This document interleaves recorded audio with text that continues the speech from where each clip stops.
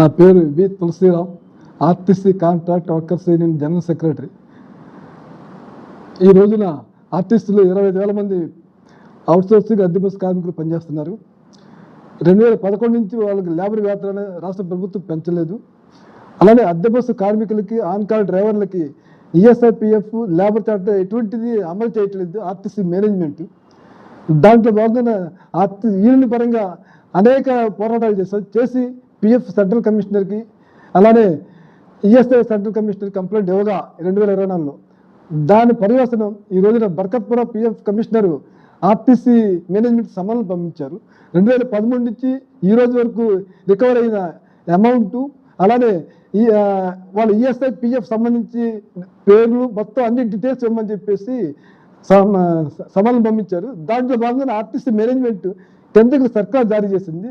ఓనర్స్గా లెటర్లు ఇచ్చారు. జూన్ 10 లోపల ఈ లెటర్స్కి సమాధానం ఇవ్వండి అని చెప్పేసి అడిగారు. మరి ఇంతవరకు ఏం చేస్తుంది మేనేజ్మెంట్? ఓ పక్కన టెండర్లోను, అగ్రిమెంట్లోను లేబర్ చట్టాలు, లేబర్ వేతనం, ఈఎస్ఐపిఎఫ్ అమలు చేయాలని ఉన్నా ఇంతవరకు అమలు చేసిన పాపాన పోలేదు. కనుక ఈ డిమాండ్ చేస్తే ప్రధానంగా అమలు చేయాలని చెప్పేసి. ఇంకోటి ఏంటంటే, ఈరోజు విద్యుత్ బస్సులు ప్రవేశపెడుతున్నారు రాష్ట్ర వ్యాప్తంగా. 2030 కల్లా 10,000 బస్సులు ఆర్టీసీలో రాబోతున్నాయి. దానికి వ్యతిరేకంగా ఆర్టీసీలో జేఏసీ సంఘాలు జేఏసీగా ఏర్పడి పోరాటాలు చేస్తుంది. దానికి సంపూర్ణ మద్దతు మా యూనియన్ పరంగా ఇస్తున్నాం. అలానే ఇంకోటి ఏంటంటే, ఈ రోజున పారిశుద్ధ్య కార్మికులు ఆర్టీసీలో ఉన్నారు. వాళ్ళకి అతి తక్కువ జీతాలు ఇస్తున్నారు. పారిశుద్ధ్య కార్మికులుగా ఈ రోజున 21,000 జీతం ఇస్తున్నారు. బయట చూసుకుంటే వాళ్ళకి ఇచ్చేది 8,000, 10,000 ఇస్తున్నారు. అది కూడా సరిగ్గా ఇవ్వట్లేదు. అలానే లేబర్ చట్టాలు, ఎటువంటి లేబర్ చట్టాలు అమలు చేయట్లేదు ఆర్టీసీ మేనేజ్మెంట్. అలానే ఇంకోటి ఏంటంటే, డిఈఓ ఉన్నారు రాష్ట్ర వ్యాప్తంగా, వాళ్ళకి సెమీ స్కిల్డ్గా చూపించాలి. అలానే జీతం కూడా తక్కువ ఇస్తున్నారు.